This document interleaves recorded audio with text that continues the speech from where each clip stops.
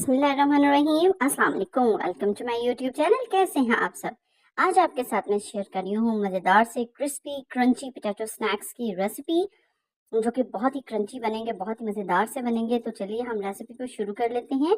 लेकिन उससे पहले अगर आपने अभी तक मेरे चैनल को सब्सक्राइब नहीं किया तो जल्दी से मेरे चैनल को सब्सक्राइब कर दें। यहाँ पर लिए हैं मैंने आलू उबले हुए आधा किलो। उबले हुए आलूओं को हम अच्छी तरह से मैश कर लेंगे।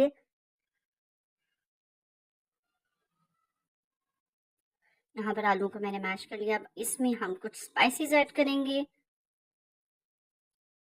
जिसमें लिया है मैंने सबसे पहले धनिया पत्ती 2 चम्मच। इसके साथ इसमें डालेंगे 1 छोटा चम्मच सुर्ख मिर्च का, 1 छोटा चम्मच लिया है मैंने जीरा पाउडर। नमक हस्बे जायका आप ले सकते हैं। चिली फ्लेक्स लिया है मैंने 1 छोटा चम्मच। इसके साथ ही धनिया पाउडर 1 छोटा चम्मच, कॉर्नफ्लोर 2 छोटे चम्मच और चिकन पाउडर मैंने लिया है 1 छोटा चम्मच।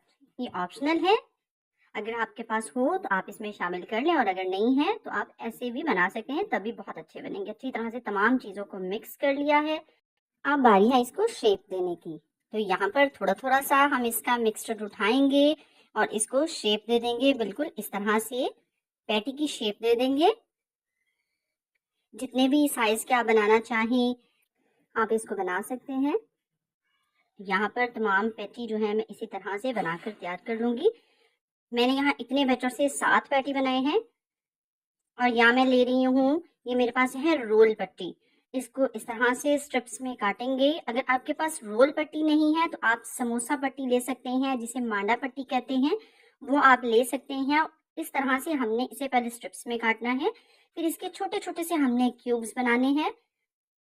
बिल्कुल रफली आपने इसे चॉप करना है। इस तरह से ये देखें, हमारे मज़ेदार से ये जो क्रंच हैं इसी से बनकर तैयार होंगी। हमारी पैटी के ऊपर जो क्रंच आएगा वो भी इसी के साथ आएगा।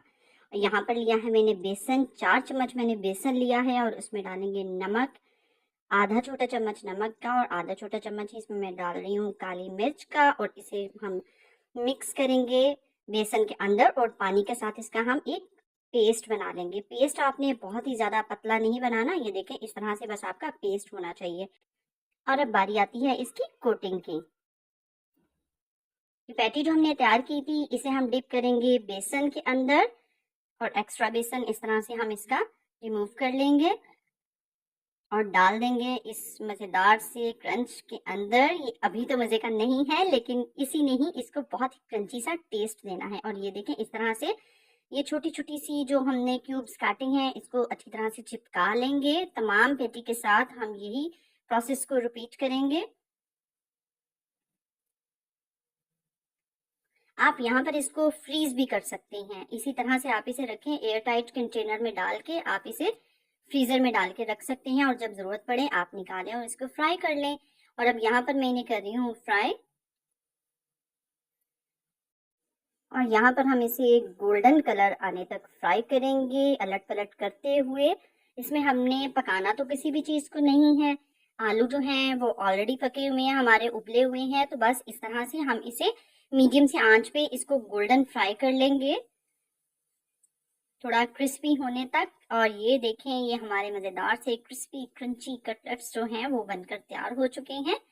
इसी तरह से बाकी को भी मैंने फ्राई कर लिया था और ये देखें माशाल्लाह से बहुत ही यमी बनकर तैयार हुए हैं। और ये देखें, तो जी अगर आपको मेरी वीडियो अच्छी लगी है तो मेरी वीडियो को लाइक ज़रूर कर दीजिएगा और वीडियो को फ्रेंड्स और फैमिली में ज़रूर शेयर कीजिएगा। फिर मिलते हैं नेक्स्ट वीडियो में, तब तक खाओ पियो मज़े करो।